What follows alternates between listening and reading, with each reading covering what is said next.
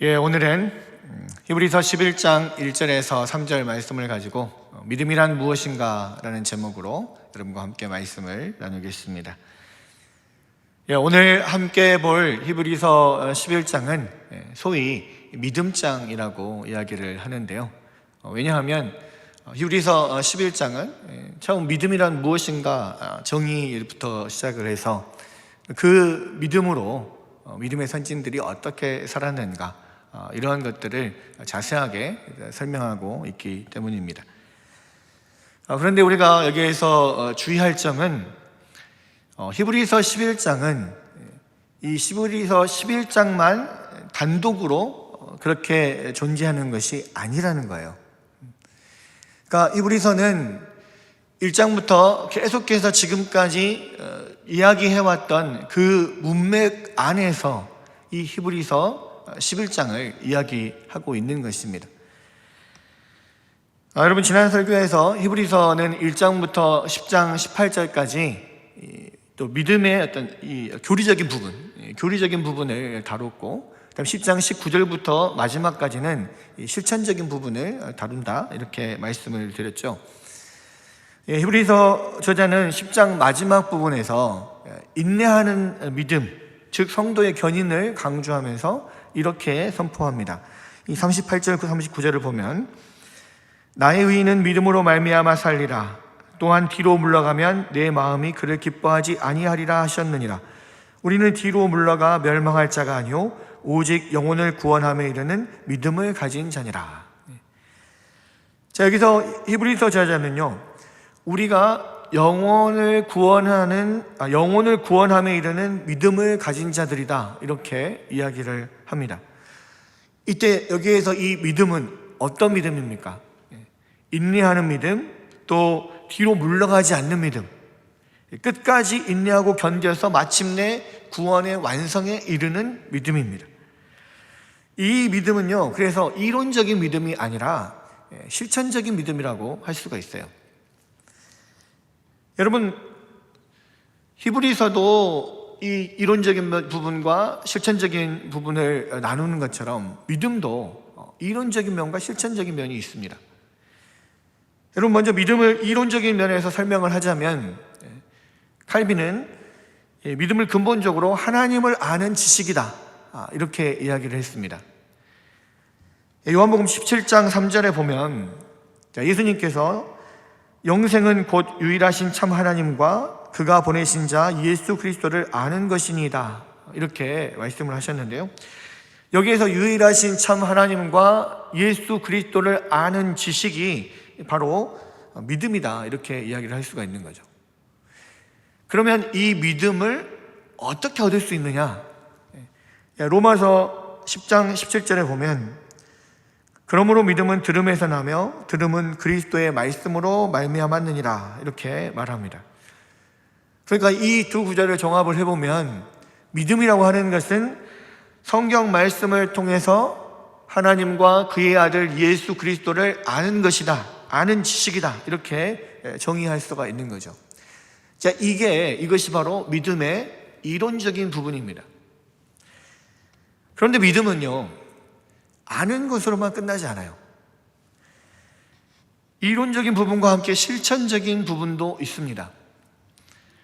자, 성경 말씀을 통해서 하나님과 그의 아들 예수 그리스도가 누구인지를 알게 된 사람은 그렇구나 하고 거기서 끝나지 않습니다.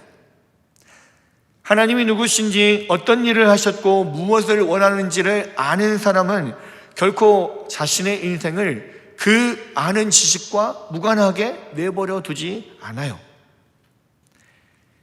하나님은 천지 만물을 지으신 창조주이십니다. 그리고 이 창조하신 세계를 다스리는 섭리자이시죠. 그리고 당신의 아들 예수 그리스도를 이 땅에 보내셔서 우리를 구원하시는 구원자이십니다. 오직 예수 그리스도의 피로만 우리의 죄를 씻음을 받고, 또 오직 예수 그리스도를 주로 시인하는 사람들만이 구원을 받습니다. 자, 로마서 10장 9절에서 10절을 보면요, 네가 만일 내 입으로 예수를 주로 시인하며 또 하나님께서 그를 죽은 자 가운데서 살리신 것을 내 마음에 믿으면 구원을 받으리라. 사람이 마음으로 믿어 의에 이르고 입으로 시인하여 구원에 이르느니라. 자, 여기서 보면 사도 바울은 어떻게 우리가 구원을 받을 수 있다라고 했습니까? 바로 믿음과 고백을 통해서 구원을 받을 수 있다, 이렇게 이야기를 했죠. 9절에서는 예수를 주로 시인하고 마음으로 믿는 그런 순서로 나와 있지만, 원래는 10절에서처럼 마음으로 믿고 입으로 시인하는 순서가 맞다고 할 수가 있겠습니다. 그러나 우리가 주목할 것은 믿음과 고백의 순서가 어찌 되든지 간에 이 믿음과 고백은 항상 붙어 다니는 것이고, 이 믿음과 고백이 함께 있어야만 우리가 구원을 받을 수 있다는 거예요. 사도 바울은요, 마음으로 믿은 그 결과가 행동으로 나오는 것이 입으로 시인하는 고백이다, 이렇게 이야기를 합니다.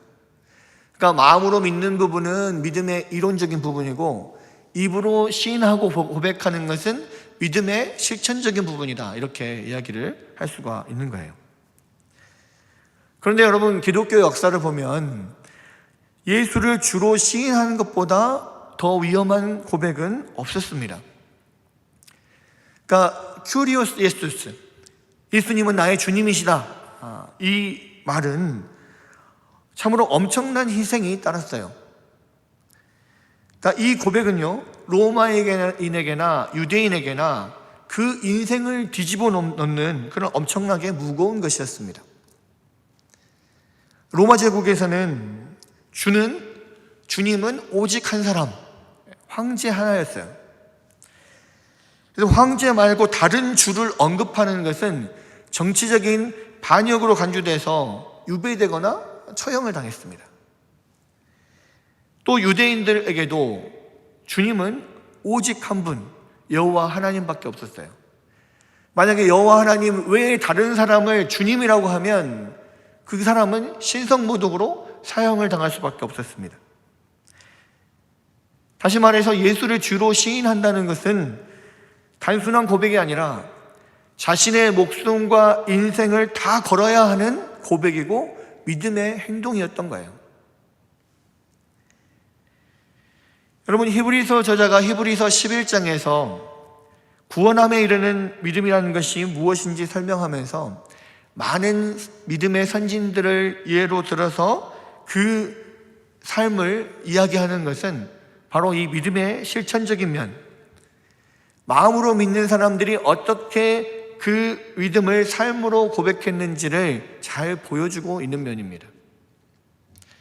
그래서 이 히브리서 11장에서 다루는 이 믿음이라고 하는 것은 이론적인 면보다는 오히려 실천적인 면에 강조를 두고 그렇게 믿음을 이야기하고 있다는 것을 우리가 먼저 알아야 되는 거죠. 그러면 히브리서 저자가 구체적으로 이 믿음에 대해서 어떻게 이야기하고 있는가, 믿음의 특징들을 먼저 살펴볼 텐데요. 1절을 보겠습니다. 1절을 다 같이 한번 읽어보겠습니다. 시작. 믿음은 바라는 것들의 실상이요 보이지 않는 것들의 증거니. 자, 여기서 보면 믿음은 바라는 것들의 실상이요 보이지 않는 것들의 증거다, 이렇게 이야기를 하고 있는데, 여기서 이 바라는 것들의 실상이라고 했을 때 이 실상이라고 하는 단어는 헬러 원문으로 휘포스타시스라고 하는 단어입니다. 이 휘포스타시스라고 하는 단어는 그 뜻이 기초, 근거, 확신, 이런 뜻입니다. 그래서 이 믿음이라고 하는 것은요, 내가 지금 바라고 있는 것에 어떤 확실한 기초, 어떤 확실한 어떤 확신, 근거다, 이렇게 이야기를 할 수가 있는 거죠. 여러분, 믿음은 보이지 않는 것을 바라는 것입니다. 그리고 보이지 않지만 정말로 그것이 확실하다라고 하는 그 내 마음 가운데 확신을 가지게 되는 근거가 되는 것이 믿음이라는 거예요. 그런데 여기서 우리가 오해할 수 있는 것 중에 하나는, 그러면 보이지 않는 것을 바라는 것은 다 믿음인가? 이런 겁니다. 여러분, 안 보이는데 바라는 것들이 많잖아요. 예를 들면 아직 이루어지지 않은 나의 꿈, 나의 미래, 이런 것들. 그래서 어떤 꿈을 꾸고 어떤 야망을 품고 나는 앞으로 뭐가 될 것이다 선포하고 그것을 믿음으로 붙잡으십시오 막 그렇게 이야기하고 내가 보이지 않는 어떤 것을 내가 손에 잡히지 않는 어떤 것을 간절히 기대하고 바란다고 해서 이것이 다 믿음일까요? 아닙니다. 여기 히브리서에서 바라는 것들의 실상이라고 했을 때 이 바라는 것은 세상적인 이야기가 아니에요.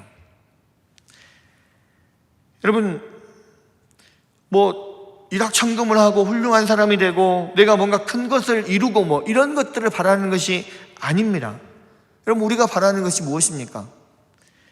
우리는 우리의 몸의 구속을 바랍니다. 우리는 완전한 구원을 바라죠. 우리는 예수 그리스도의 재림을 기다립니다. 천국이 이루어지기를 소망합니다. 이 천국에 우리가 들어가기를 원해요. 여러분 우리가 이 세상에서 열심히 죄와 싸우며 열심히 살아가는 이유가 뭡니까? 우리 안에서 죄와 싸우고 예수 그리스도를 온전히 닮으려고 그렇게 살아가는 이유가 무엇입니까? 성경은 말합니다. 우리가 이 죄와 싸우면서 결과적으로 예수 그리스도와 같은 그러한 사람들로 변화되어야 될 사람들, 변화되어 갈 사람들이다 이렇게 이야기를 해요. 여러분 우리가 그것을 바라는 거예요. 우리가 바라는 것이 바로 그런 영적인 것들입니다. 히브리서에서 말하는 믿음은 바라는 것들의 실상이다라고 했을 때 그 바라는 것들의 근거가 되고 기초가 되고 확신이 되는 것이 바로 믿음이다라고 했을 때 이 바라는 것은 세상적인 것이 아니란 말이에요. 영적인 것을 우리는 바라고 있는 거예요. 지금 히브리서 1장에서부터 지금 11장에 오기까지 계속해서 무엇을 말하고 있습니까? 우리의 구원에 대해서, 우리의 구원자 예수 그리스도에 대해서, 그 예수 그리스도의 우월성에 대해서 그를 믿는 믿음에 대해서 계속 이야기하고 있잖아요. 그 연장선상에서 지금 이야기를 하는 겁니다. 그러니까 무엇을 주실 것을 믿습니다 하고 이거 구체적으로 이것을 믿어야 돼. 구체적으로 목록 적어보고 이것은 절대로 나는 여기에서 이 믿음을 흔들리지 않습니다. 죽어도 이걸 믿습니다. 할렐루야 아멘. 이거는 믿음이 아니란 말이에요. 우리의 믿음은 구원에 관련된 것, 영적인 것들입니다. 여기서 말하는 믿음은 그런 거예요. 여러분 우리가 그러한 것들을 바라고 천국을 소망하고 또 기다리고 주님과 같이 변화될 것을 바라는 이유는 무엇입니까? 우리 마음 가운데 그것을 확신하는 확신, 이 믿음이 있기 때문이죠. 자, 이 확신은 이 천국에 대한 소망과 예수 그리스도를 닮아갈 것에 대한 확신은 우리의 삶에서 어떠한 일이 일어나도 우리가 흔들리지 않고 주님을 붙잡고 승리할 수 있는 그러한 확신을, 그러한 힘을 주는 겁니다. 우리가 그런 것을 확신할 수 있는 것은요, 두 가지 근거가 있어요. 하나는 객관적인 근거고 또 하나는 주관적인 근거입니다. 객관적인 근거는요, 하나님의 말씀이에요. 하나님의 말씀에서 그렇게 이야기하고 있고, 하나님의 말씀에서는 크리스찬들이 바로 그러한 천국을 소망하면서 예수 그리스도를 닮기를 소망하면서 우리의 몸의 완전한 구속을 소망하면서 살아야 한다. 그리고 그것을 소망할 때 성령께서 우리 안에서 그것을 이루실 것이다.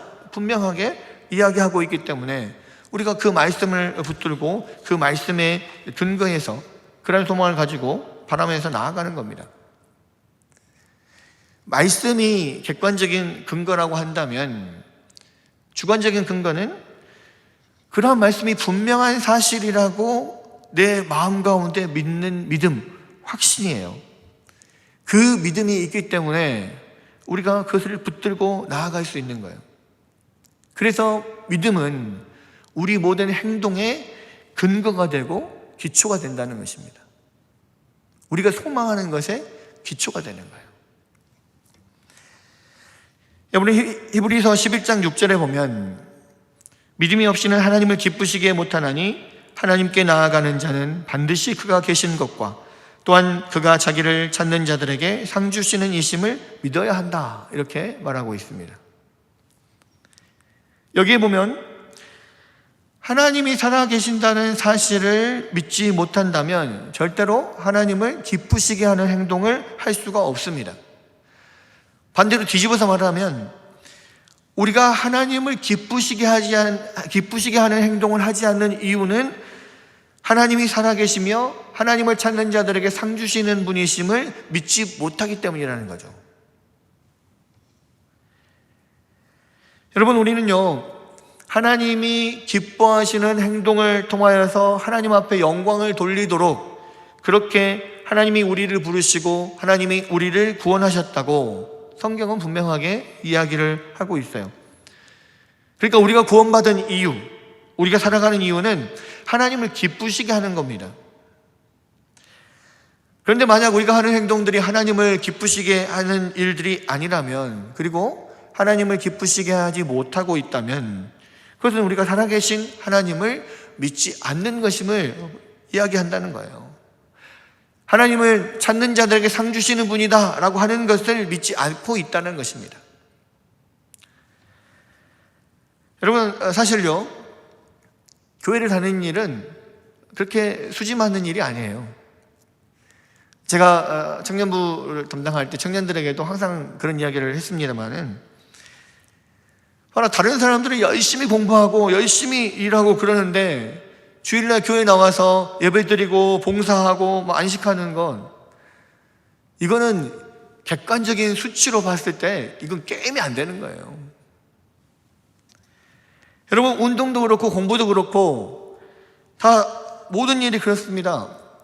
노력하는 만큼 그 결과가 나온 거 아닙니까? 여러분, 우리가 1년이면 52주, 그러니까 52일을 세상 사람들보다 일하지 않고 공부하지 않는 거예요. 여러분, 365일 중에서 52일을 빼보십시오. 거의 한 6분의 1은 지금 공부도 안 하고 일을 안 하는 겁니다. 세상 사람들보다 그만큼 우리가 덜 하고 있는 거예요. 여러분, 이건 엄청 큰 거죠. 공부만 그렇습니까? 장사하는 사람들을 봐봐요. 주일을 쉬면 그 시간만큼 당연히 돈을 못 법니다. 그만큼 빠지게 돼 있어요. 그러니까 이게 수지가 맞지 않는 거예요. 여러분, 수지만 안 맞습니까? 시간도 마찬가지입니다. 세상 사람들은 주말에 어디 놀러 가고 주일날 여러 가지 여가선용도 하고 그럽니다. 여러분, 여가선용 못해요. 주일날 봉사한다고 하루 종일 교회에 있으면 더 피곤합니다. 여러분, 어디 놀러도 못 가요. 세상 사람들을 눈으로 볼 때는, 그래서 이 신앙생활을 한다는 것은 정말 쓸데없는 일을 하는 거예요. 정말 생산성이 없는 일을 하는 거예요. 여러분, 그래도 우리가 불신자들과 다르게 사는 이유가 뭡니까? 바로 이 믿음이 있기 때문이죠.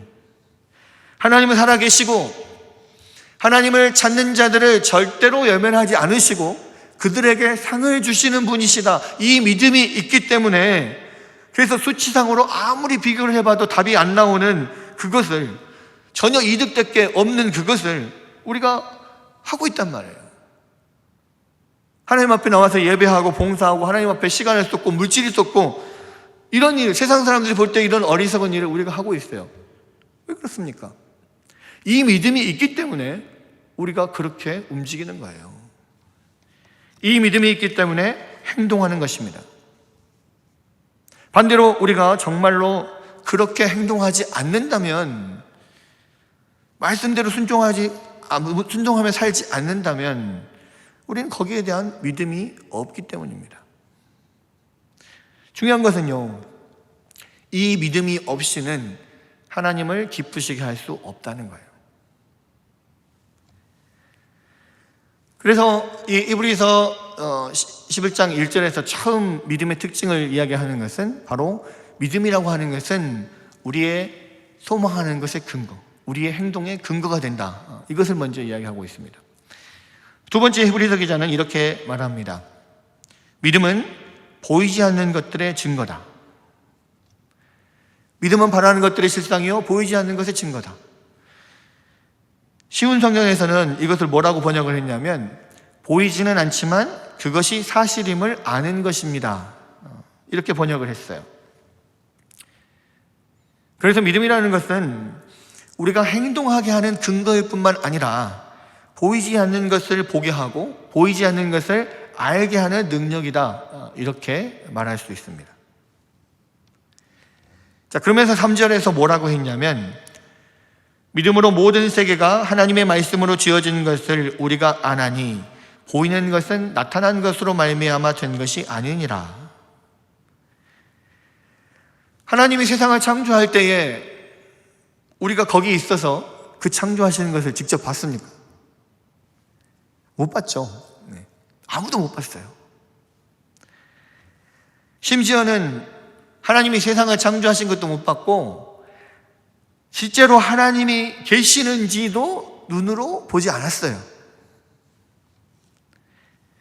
나는 하나님을 믿는다, 나는 예수를 믿는다, 그러면 믿지 않는 사람들이 뭐라고 합니까?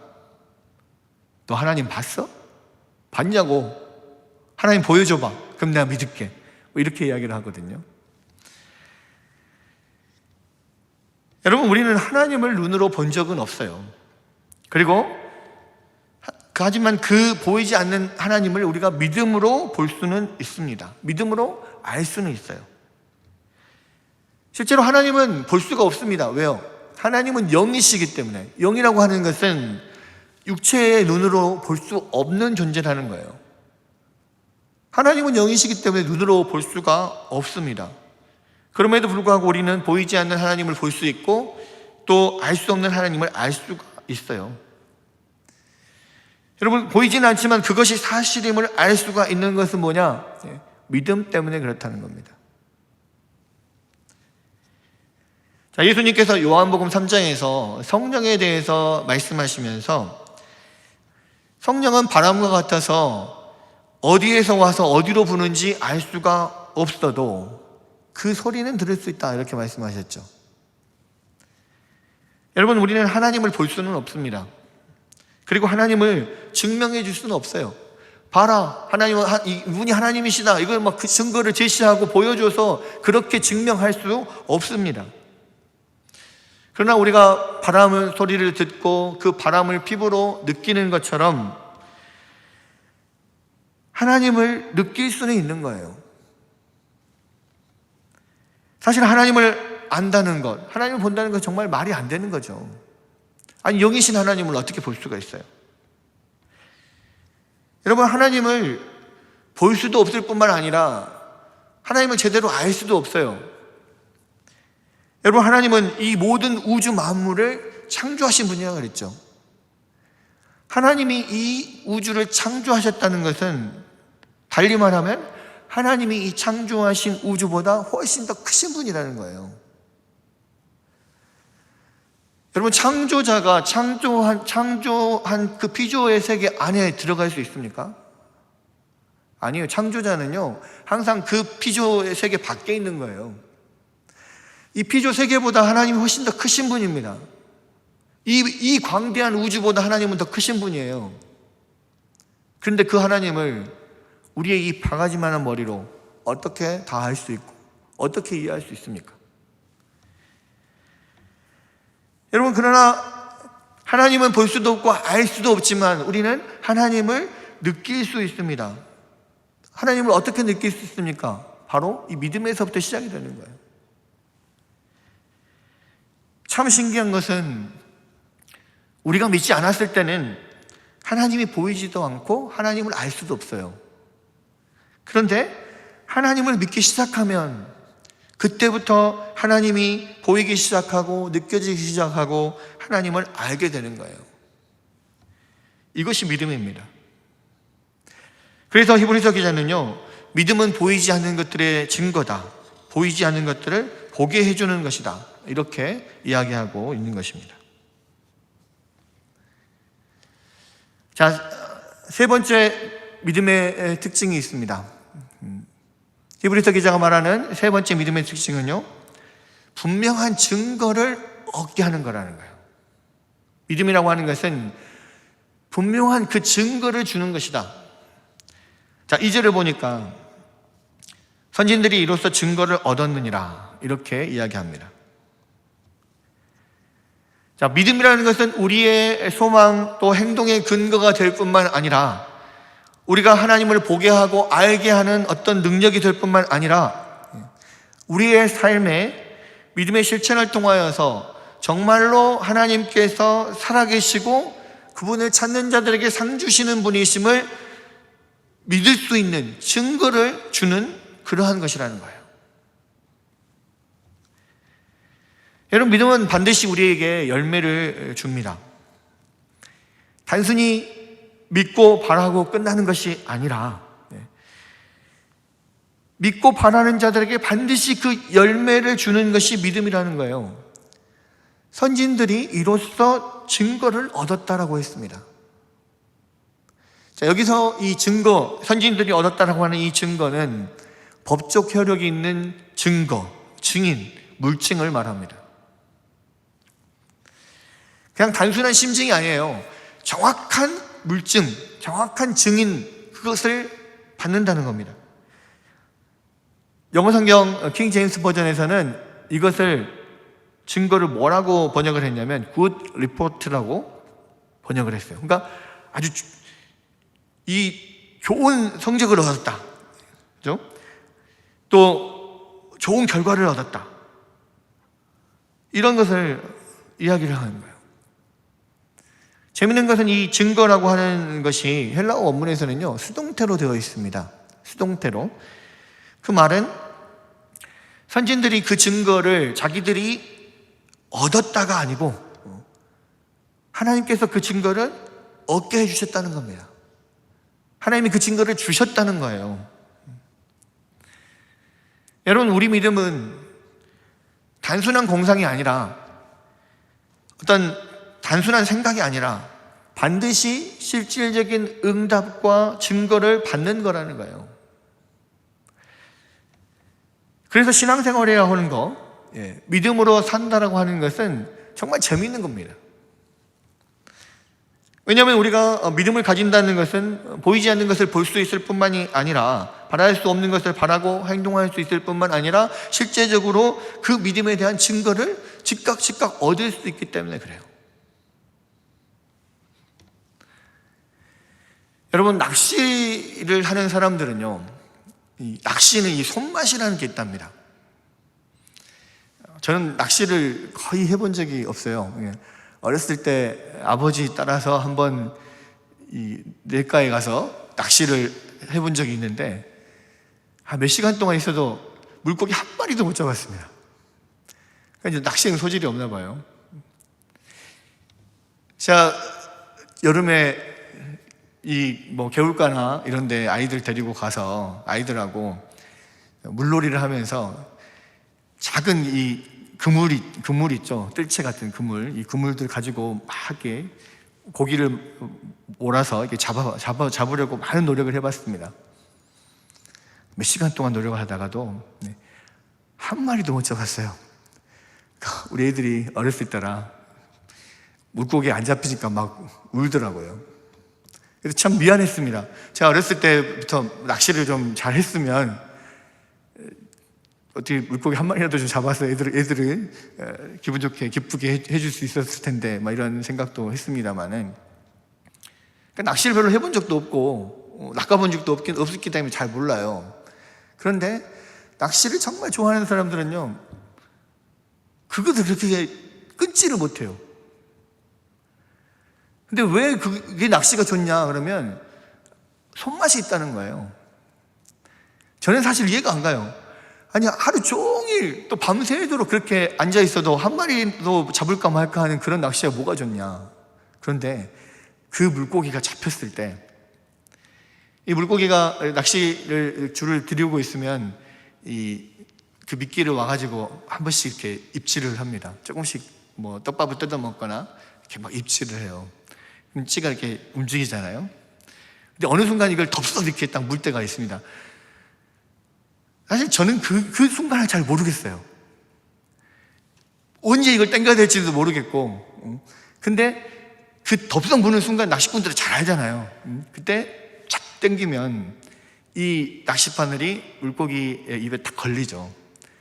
그 다음엔 어떻게 됩니까? 물고기는 살아보겠다고 안 잡히려고 막 발버둥을 치고 몸부림을 치고, 낚시꾼은 그것을 잡겠다고 또 막 당겼다가 풀었다가 하면서 서로 밀당을 막 합니다. 그러다가 이게 마지막에 그 물고기를 파닥파닥거리는 이 물고기를 건져 올리고 그 뜰채로 그것을 떠가지고 놀 때의 그 맛은 정말 잊을 수가 없다는 거예요. 그래서 그렇게 죽어라고 낚시를 하는 사람들이 있습니다. 여러분, 낚시에 이 손맛이 있다고 해요. 근데요, 믿음에도 손맛이 있습니다. 왜냐하면 믿음에 분명한 증거가 있거든요. 낚시처럼 믿음으로 사는데 그 결과가 손에 안 잡힐 때도 많아요. 그런데 정말로 믿음으로 하나님 앞에 살고 있는데 그 열매가 딱 건져지는 그 순간은 그 손맛은 낚시에 비견될 만큼 잊을 수가 없는 겁니다. 여러분, 성경은 분명히 말합니다. 믿음은 증거가 있다. 믿음의 선진들이 지금까지 그러한 증거들을 다 얻었다. 그리고 그 믿음의 선진들에게 하나님께서 그 증거를 주셨다. 여러분, 우리 신앙생활에는요, 이런 증거들이 많아야 돼요. 손맛을 많이 느껴봐야 합니다. 이런 손맛을 느끼면 우리가 주님을 붙잡지 않을 수 없고 주님 앞에 간구하지 않을 수가 없어요. 여러분, 히브리서 11장에 나오는 모든 사람들의 이야기는 바로 이렇게 믿음으로 증거를 받고 믿음의 손맛을 얻은 사람들의 이야기입니다. 한번 그 손맛을 보면 평생 주님을 의지하지 않을 수 없고 평생 주님을 신뢰하지 않을 수 없는 거예요. 여러분, 이제 2021년도도 1월 한 달이 벌써 훅 지나가고 이제 2월 달이 시작이 되었습니다. 여러분, 지난 설교에서 올해는 정말 예배가 회복되는 한 해가 되기를 바란다, 그렇게 말씀을 드렸죠. 또 기도와 말씀에 전념하면서 어떤 인내로 구원의 견인을 이루어가자, 이렇게 말씀드렸습니다. 여기 한 가지 더해서 올해는 정말 우리의 믿음이 더욱더 확고하고 견고하여져서 믿음으로 바랄 수 없는 것들을 바라고 보이지 않는 것들을 보고 믿음의 손맛을 느끼면서 그런 놀라운 하나님의 은혜를 누리며 사는 한 해가 되기를 바랍니다. 여러분, 코로나 때문에 우리가 많은 것을 할 수 없습니다. 당장 2월부터 우리가 항상 하던, 매년 하던 기도의 달 특별 새벽 기도도 코로나 때문에 지금 못하고 있죠. 하지만 그런 환경에 우리가 굴하지 않고 환경에 핑계하지 않고 우리가 더욱더 우리의 신앙생활 가운데서 열심히 주님을 붙들고 의지하며 그 기도하고 간구하고 정말로 하나님께서 우리의 삶에서 보여주시는 증거, 그 믿음의 손맛을 느끼며 그렇게 살아가는 역동적인 믿음의 삶을 살아가는 올 한 해가 되시기를 바랍니다. 그러한 은혜가 여러분 가운데 충만하시기를 주님의 이름으로 축원합니다.